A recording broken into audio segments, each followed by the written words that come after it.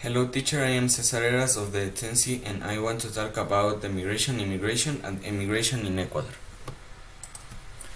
The international migration of Ecuadorians caused two major consequences. First, the dismemberment of the family nucleus of those who migrated and the social problems that were unleashed, depression, job desertion, abuse gangs and the detachment from family relationships. Ecuador currently has mostly Colombian and Venezuelan immigrants. Immigration in Ecuador. Ecuador has, according to the latest data published by the ONU, 5,100 immigrants, which represents 2.21% of the population of Ecuador.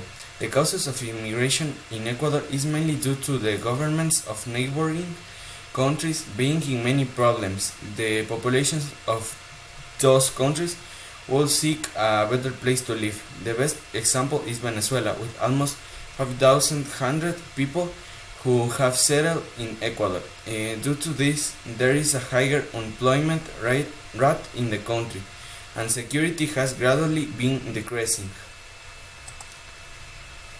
Immigration in Ecuador. The greatest crisis that occurred in the country at the end of the 90s was the one that gave rise to the massive departure of Ecuadorians abroad in search of a better quality of life, both for themselves and for their families, having as main countries of destination Spain, Italy, and the United States. Therefore, this has caused entire families to leave the country. Like some others, go out alone to seek a better future. The place where there are more Ecuadorian migrants is mainly Spain.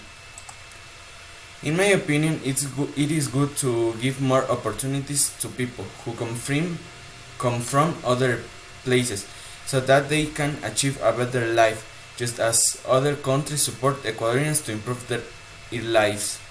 But what happens should be better controlled, because there is more and more insecurity in our country. Thanks for your attention.